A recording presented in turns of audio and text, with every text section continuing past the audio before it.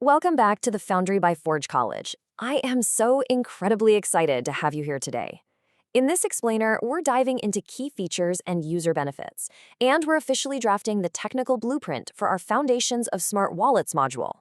If you've been following our journey into account abstraction, you already know we've laid down the solid groundwork.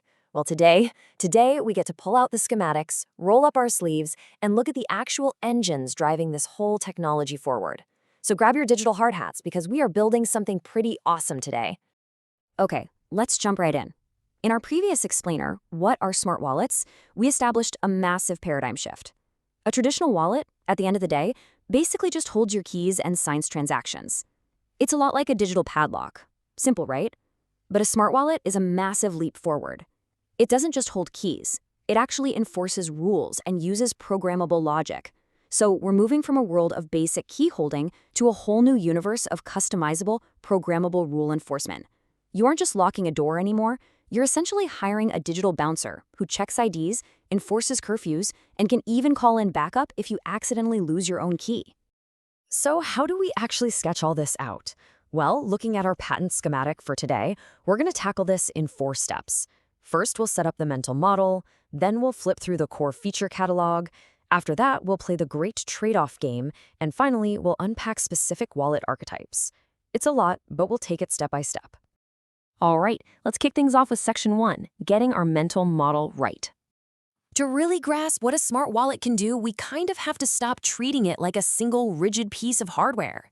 Instead, imagine it as an empty, high-performance chassis that's just waiting for customized components. Think of a smart wallet feature as an optional app permission combined with a safety layer. Honestly, it's exactly like the App Store on your smartphone.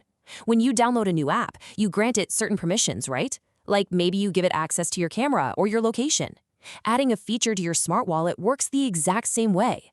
You're granting a specific capability to the wallet's runtime, which allows it to do something totally new on your behalf. Now, when we grant these permissions, we're generally aiming to fill one of 3 main buckets. Step 1 is convenience, making things faster and way smoother. Step 2 is safety, protecting you from simple mistakes or malicious actors. And step 3 is interoperability, allowing your wallet to talk seamlessly with external services and other networks. Literally every feature we install in our smart wallet operating system is designed to make your life easier, safer, or much more connected. Which brings us to section 2. Let's actually open up the core feature catalog and see what we can build into this blueprint. First up, we have account behavior features. These are your ultimate convenience upgrades. Think about session keys and batch transactions. If you've ever played a Web3 game, you know the absolute mind-numbing agony of having to click approve 50 different times just to chop down a digital tree or equip a sword. It's the worst. But session keys allow a decentralized app to act on your behalf for a limited time without begging for your signature every 2 seconds. And batch transactions? They let you bundle a whole sequence of complex actions into just one single click. It's all about taking that annoying friction right out of the user experience.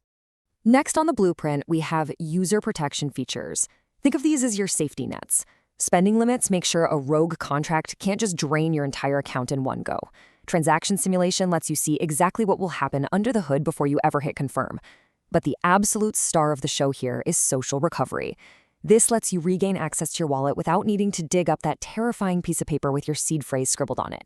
You can actually pick trusted guardians, like friends, family, or your other devices, to vouch for you and restore your access. Just maybe don't pick your deeply forgetful uncle as a guardian, all right? You gotta choose wisely. Then we have service integration features. Gas sponsorship is a massive game changer here. It allows you to pay network fees in different tokens, or sometimes a dApp will just sponsor the gas and offload the fees entirely. That means you pay literally nothing to interact. It's like a store paying your parking fee just for showing up. And as a quick aside, if the mechanics of gas fees and network costs are something you really want to geek out on, Forge College has some absolutely brilliant learning programs that dive incredibly deep into how all of that works behind the scenes. Okay, time for section 3, the great trade-off game. Because let's be real, there is no free lunch in Web3. Every single permission you grant and every feature you sketch under your blueprint either increases your attack surface or adds a new layer of friction. Let's look at the matrix here. Take social recovery. The benefit is amazing, right? No seed phrase. But the trade-off? You have to rely on trusted guardians, which introduces potential coordination delays if, say, your friends are asleep when you desperately need them. Session keys give you way fewer approval prompts, but you're shrinking your direct control window, meaning you absolutely must ensure those keys expire properly. Gas sponsorship lets you use dapps without native tokens, but you have to trust your relayer, and you might pay a slight fee markup. Multisig policies give you incredible security through shared control, but they slow everything down and add serious user friction. And batch transactions give you those sweet one-click atomic flows, but if something fails in the middle of the batch, it is so much harder to debug. You are always trading one thing for another. Which naturally leads us to Section 4. Let's unpack how we combine these pieces into specific wallet archetypes. Because we have all these different features and trade-offs, we can create custom wallet archetypes tailored for very unique jobs. Take a multisig safe archetype. This thing leans heavily, like 90%, into security at the massive expense of convenience. To move funds, you might need 3 out of 5 people to physically sign off on it. It's slow, it's clunky, but man, it is incredibly secure. This makes it absolutely perfect for DAOs or anyone managing a high-value treasury. You do not want fast and convenient when you're moving millions of dollars. You want safety. Let's contrast a few others. A minimalist wallet acts like a really clean, simple upgrade path from a traditional wallet. It has low complexity, making it highly compatible with existing dapps, but it relies entirely on you not messing up. Contrast that with a social recovery wallet. This archetype prioritizes access continuity for everyday users who are, frankly, terrified of losing a piece of paper. It sacrifices some of that absolute minimalism to provide a warm, human-friendly fallback. And then, of course, we have custodial and managed wallets. These trade absolute self-sovereignty and privacy for ultimate convenience. You get that familiar Web 2-style password recovery, KYC integration, and delegated transactions. If you forget your password, you just click Forgot Password and customer service helps you out. Sure, you don't own the underlying keys directly, but for thousands of users onboarding into the space, that is a trade-off they are happily willing to make. So the absolutely crucial point here is this anchor question. What user problem does this combination solve, and what does it require the user to accept? Whenever you are evaluating a new smart wallet out there on the market, you have to ask this question.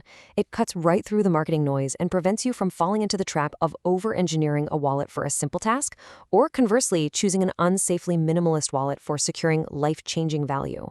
Let's really cement this with a golden rule of wallet design. Read it with me. Every feature is a trade-off between time to first action and resistance to loss. This ties our whole blueprint back to that delicate, highly necessary balance of speed versus safety. A wallet designed for buying a $2 coffee simply should not have the exact same features as a wallet designed to hold a company's entire treasury. And that wraps up our blueprint for today. We've covered the mental models, the core features, the trade-offs, and how they all combine to build distinct wallet archetypes. Next up in our module will be mapping features to wallet structure, where we actually see how these features live inside the smart contract code itself. But before you go, I want you to ask yourself, if you had to design the ultimate smart wallet for your own life today, which trade-off are you most willing to make, and which one is an absolute deal breaker? I highly encourage you to head over to forge.college to continue mastering your Web3 knowledge and explore the rest of this module. Until next time, stay curious, and I'll see you in the next explainer.